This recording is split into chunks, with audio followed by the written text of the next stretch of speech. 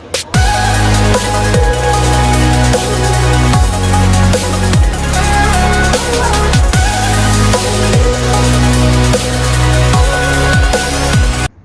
안녕하십니까. 사법개혁 국민운동입니다. 이번 대선 패인을 두고 여기저기서 말이 많습니다. 그리고 오늘 아침 SNS를 가봤더니 윤석열 대통령 당선인이 국가기밀을 유출했다, 뭐 이런 소리가 많이 들려오고 있습니다. 그래서 과연 대통령 취임을 할 수 있을까, 그런 비난도 일고 있습니다. 물론 아직까지는 정식적으로 고발 조치가 되는지 모르겠습니다. 이번 대선 패인을 두고 참 말들이 많습니다. 그리고 내부 분열로 인해서 이번 대선은 망한 겁니다. 그럼에도 불구하고 그 내부 분열을 조장한 사람들이 왜 대선에 패배했는지 그 원인 분석들을 하고 있습니다. 물론 그들이 좋아하는 유튜브 통해서 말이죠. 그런데 참 웃긴 게 있습니다. 지난 총선 때 열린민주당, 그 다음에 시민당인가요? 네. 양측의 표싸움 때문에 상당히 분열이 심했고, 그 이후에, 그 과정도 그렇고 그 이후에 어제까지 동지였던 사람을 입에 담을 수 없을 정도로 비난을 하고 비방을 하고 그랬습니다. 자, 그리고 나서 그게 끝난 게 아니라 그 이후에는 진보 진영의 스피커들, 또 민주당과 문재인 대통령을 지지하는 그 크고 작은 진보 스피커들을 싸잡아서 나쁜 놈으로 몰아갑니다. 마녀 사장이 된 거죠. 왜 그럴 수 있었을까? 구독자가 늘어가고 슈퍼챗 후원금이 몇천 단위로 들어오니 눈에 뵈는 게 없는 겁니다.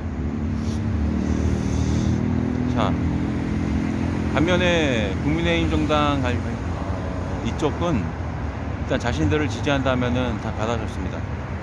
윤석열을 지지하는 단체들도 만나보면은 윤석열을 지지한다고 하면은 다 끌어안아줍니다. 어떠한 사람도 내부 총질한 사람은 없었습니다. 뭐 진짜 지지자다, 가짜 지지자다, 그런 논란도 없었습니다. 이번 대선에서도 역시 이재명 지지하시는 분들, 또 개떼처럼 몰려다니는 사람들 여전히 진짜 지지자다, 가짜 지지자다 운운하고 갈라치기 하면서 자신들만 진정한 충신이고 지지자다, 이런 폐악질을 서슴지 않았습니다. 저 역시 지난 5년 동안 민주당, 또 문재인 대통령의 성공을 위해서 정말 제 개인적인 시간과 제 개인적인 돈을 써가면서 열심히 활동했습니다. 근데 그 결과 돌아온 거는 사법개혁 국민운동본부 설립을 기획하고 그와 더불어 과정에 있어서 사법개혁안을 한 200명 좀 넘는 국회의원들한테 등기로 발송했습니다. 그리고 나서 한 달도 되지 않아서 그들이 자주 출연하는, 또 그들이 가깝게 지내는 개떼라는 그 집단이 저를 이제 형사 고소를 한 거죠. 그런데 제가 없는 사실을 주장한 것도 아닙니다.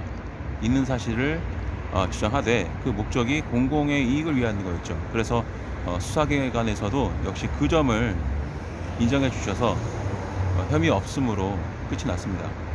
5년 동안 몸이 병들 정도로 열심히 활동했는데 돌아온 것은 같은 편으로 믿었던 세력으로부터 배신과 심지어는 형사 고소. 제가 지난 5년 동안 정말 새누리당, 자유한국당, 미래통합당, 국민의힘당 비난 많이 했습니다. 비판 많이 했습니다. 근데 한 번도 고발이나 고소를 당한 적은 없습니다. 이상하죠. 정말 저는 이해가 안 됐습니다. 자, 그러니 당연히 이번 대선, 또 지난 서울시장 보궐선거 민주당 지지할 수 있겠습니까? 지지할수록 칼이 등에 꽂힙니다. 지지 안 하겠죠? 마찬가지로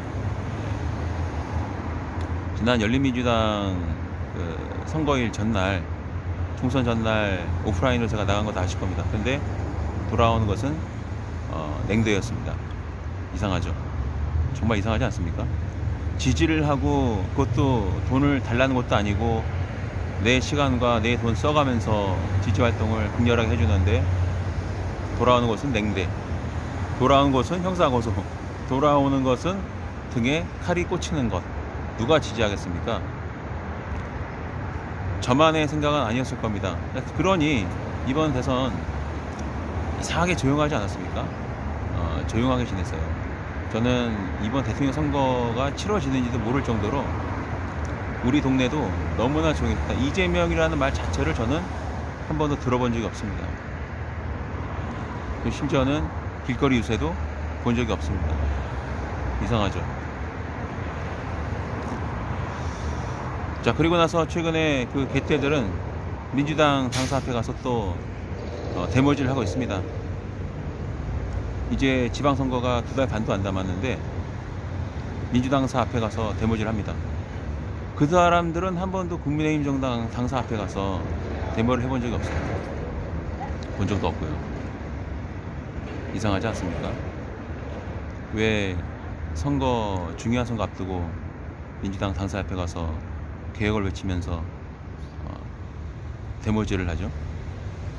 국민들이 그거 보면 어떻게 생각할까요? 민주당이 문제였네. 민주당 안에 뭔가 썩은 게 많아서 지지자들이 저러는구나.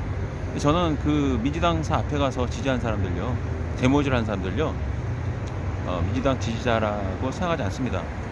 국민의힘이 심어놓은 스파이들인가라는 생각이 들어요. 아마 이거는 상식적으로 봤을 때도 그렇지 않습니까? 선거 얼마 안 남았는데, 선거도 얼마 안 남았는데 민주당을 지지하는 활동하는 게 아니라 민주당 당사 앞에 가서 개혁을 외치면서 집회를 열고 규탄을 하고 비판을 하고. 제가 봤을 때는 지방선거 또 망할 것 같습니다. 물론 이젠 제 알바가 아니죠. 민주당으로부터 버림받고 민주당으로부터 어떻게 보면은 등에 칼까지 꽂히고 그 충신이라는 그 개떼들 형사고소까지 하고. 지방선거 안 봐도 뻔하지 않습니까? 왠지 망할 것 같아요. 어쩌면 망하는 게 당연할지도 모릅니다. 근데 민주당 당사 앞에서 왜 이렇게 집회를 할까? 재작년을 돌아보면은 언론 보도된 거 보면은